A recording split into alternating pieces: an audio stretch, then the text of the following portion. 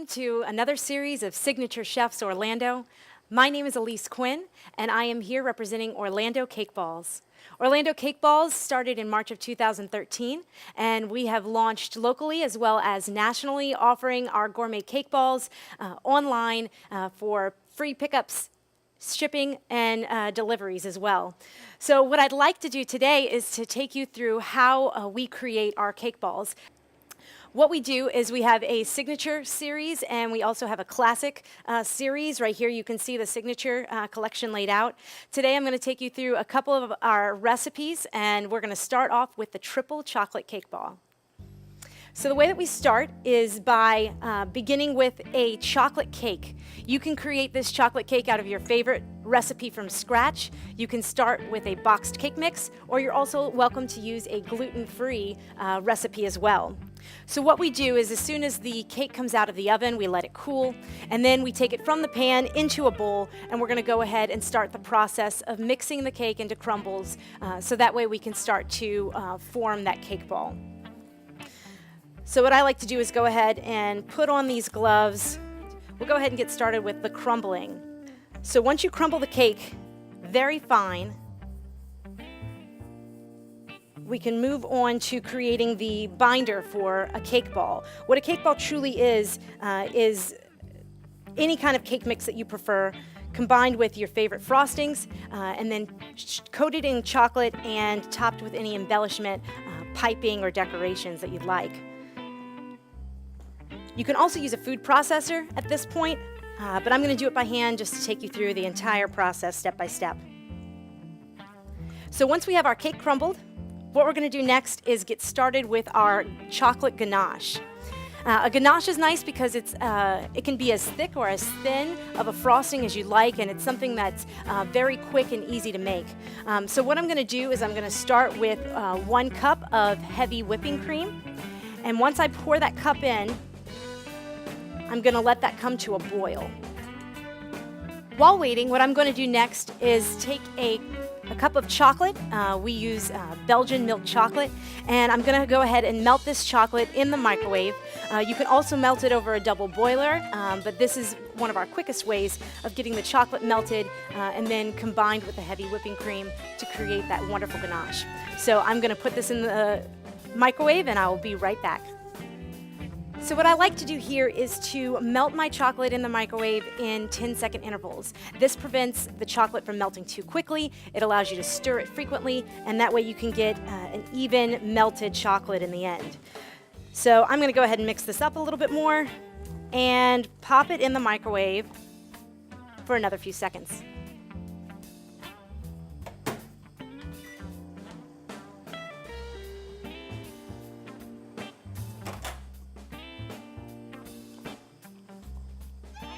We have our chocolate that is melted, and now what we're going to do is combine the chocolate and the heavy cream, which has now come to a boil, and we're going to put these together, whisk them, and then we're going to let them refrigerate.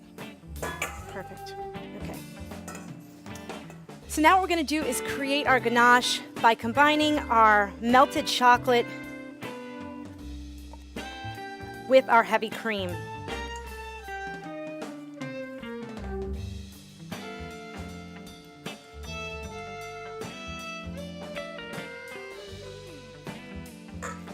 So now what we're going to do is whisk the chocolate and the cream together until we get a homogeneous consistency and everything flows into one even look. And you see that dark, rich chocolate that's starting to come out. So a few more seconds, just making sure we get it completely consistent. And now we're going to put this into the refrigerator to let that set. All right, we are back now, and we have let our ganache set. And so now what we're going to do is form our cake balls. So the way that we're going to do that is we're going to take the ganache. We just took a few spoonfuls out, and we're just going to pull out about 2 tablespoons, And you always have to eye it up because depending on what kind of frosting you're using or binder you're using, this could make a difference in how much you're going to put in. So the way that I test it is in rolling it into a ball after I crumble all the mixture together to make sure that I've got the right consistency. So what I'm going to do is I'm just going to combine the binder, the frosting, in with the cake.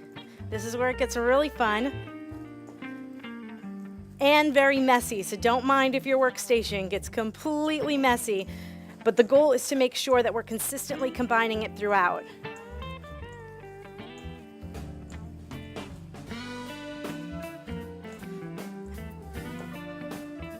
Now, because our hands are at room temperature, what we're doing is we're actually kind of warming up the cake mix, and we're warming up the frosting as well.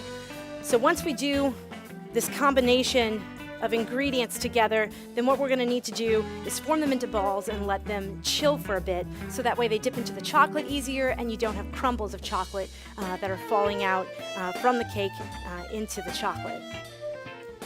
All right, so this looks like a great consistency here. You can see it's almost the consistency of Play-Doh.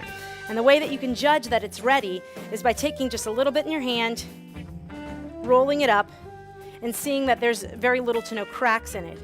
If you start to see it cracking or chipping, then that's when you know you have a problem. You don't want too much frosting in there because you want to be able to open it up and still get that consistency of chocolate. If you've got too much frosting, it's going to taste a little sweet, too sweet for most people's tastes. So we like to get a nice clean ball, one in which is not too wet or too oily, but has the perfect consistency of chocolate to frosting. Excellent. So you can use two different types of scoops. Ice cream scoops work for some people. I have a scoop that actually allows me to, with a silicone bottom, to pull out and keep an even amount of chocolate each time. So once you go ahead and scoop up, you're just going to level it off with your hands. We're going to roll a ball.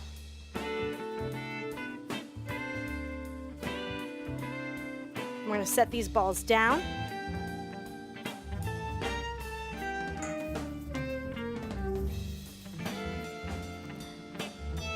Good technique is to roll with your hands. With our business, we actually take it into the back and we get them into perfect shaped balls using a special machine. For today, we're going to go ahead and do it just as you would at home and roll these with your hands, getting a nice, even size across all of your cake balls.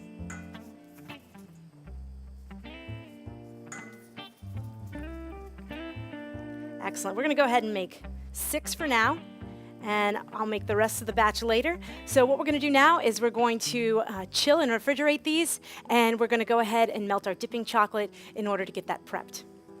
Next, what we're doing with our triple chocolate cake balls is we are creating these 6 cake balls, and we are going to melt our chocolate for dipping, and we are melting our bag of dark cocoa, and this dark chocolate is going to be our drizzle at the end. So I'm going to go ahead and melt this chocolate in 10-second intervals, and you can also use a double boiler if you prefer. This will allow us to do it quickly and easily, and that way we can get started with our dipping.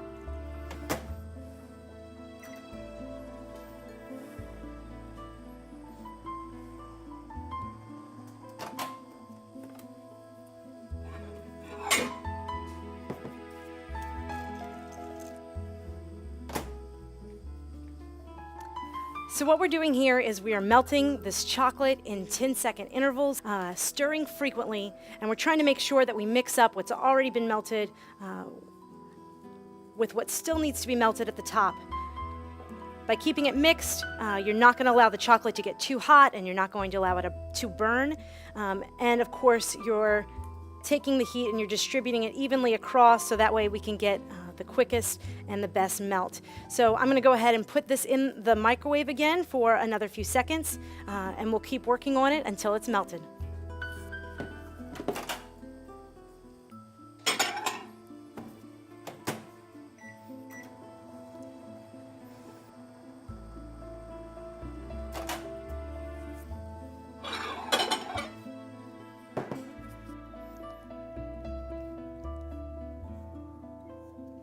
So we are back and we have melted our chocolate. Because of the fact that we're doing 6, I like to do it in a small, shallow bowl. If you're planning on doing a large amount of cake balls, then of course it would probably be better for you to do this in a larger bowl or pot, like your double boiler. So what we're going to go ahead and do is, now that we've got it melted throughout, we're going to go ahead and dip our cake balls, and we're going to let them set. So if we give it another roll, we just make sure that we get it all nice and clean. We're going to drop our cake balls in. We're going to spin them around, and we're going to pull them out. Let some of the chocolate drizzle off, especially off of the bottom. And then we're going to lay them down to dry. We call this the foot, which is at the bottom of the cake ball, where the chocolate kind of pools. You want the smallest foot possible, so that you get the nicest presentation at the end. The way to do that is to make sure that you're removing as much excess chocolate as possible. So we're going to continue to do this with our cake balls. We're going to drop them in, roll them around, pull them out, remove the excess, and then we're going to lay it down, and we're going to continue to do this for the rest. Now, the good thing about this chocolate is that it sets very quickly, and that allows you to move on to the decorating pretty fast. Another great thing about the cake balls and about the way that we combined the cake frosting with the cake is that we've created a very nice binder where you don't see a lot of the excess cake falling off. It also helped that we chilled the cake balls for a bit in the refrigerator. Another benefit of making sure that you get as much chocolate off of the bottom of the cake ball as possible is to make sure that there is a little bit of space at the very bottom of the cake ball to allow some of the air to escape the bottom of the cake ball, because the cake actually expands when it hits the hot chocolate, and once you have that space available at the bottom, you can prevent a lot of that cracking that you might see in your chocolate. So we're going to finish up this very last one, and you can already see that our first cake ball is already dry. So you can see here, we've got some cake balls that are still wet. We've got a few here in the front that are dry already. And most importantly, you've got this nice, clean, smooth coating across. The best way to get that coating is to make sure that you have your chocolate at the right temperature. Too hot or too cold, and you can mess up the final look of the chocolate. So what we do here is I actually just used a basic pastry bag. I used dark cocoa on the inside, and then I have twisted the pastry bag so that way we can go ahead and get a nice drizzle at the end. You want to cut a hole in the tip of the bag. Make sure you don't cut it too wide. That will affect the stroke or the weight of the stroke of your lines. And then I usually just ease a little bit out of the bag at the beginning, and then do a couple practice runs. The good thing about cake balls is that you can decorate them any way you'd like. You can make special designs, you can do piping, you can do sprinkles. There's a variety of different ways that you can decorate these. So what we're going to do today is a very basic drizzle on these triple chocolate cake balls. And what we're going to do is just make sure we get a nice flow, and the important thing is just to keep the same pressure across as you decorate your cake balls. And so we're going to go ahead and drizzle the rest of these. Now that they are all dry. And our last one. All right, perfect. So we are done here making our triple chocolate cake balls. What we're going to do is let the chocolate piping on top set. Once we do that, we can go ahead and clean them up nicely, and then we can put them in the packaging. While we let these dry, what we'll do is we'll go ahead and prepare our packaging. We've created some very nice linen embossed packaging, and what we do is we will open up our box. We have custom trays inside, and we have these mini cupcake liners. So we're going to go ahead and line these trays All right, so what we're going to do now is we're going to pull up our cake balls. You'll see that there's a little bit left at the bottoms. We're just going to tuck that away. Pull up our next one, and we're just going to pull off any excess on the foot. We're going to do that with each of these, and we've got a nice finish to our cake balls.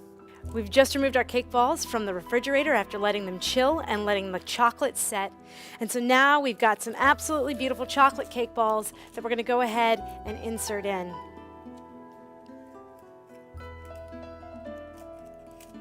These make a great gift for holidays, for birthdays. We also make cake ball cakes for parties as well as cake ball wedding cakes. So you can definitely see a lot of the great options and opportunities available here with these cake balls. So congratulations on your first triple chocolate cake balls.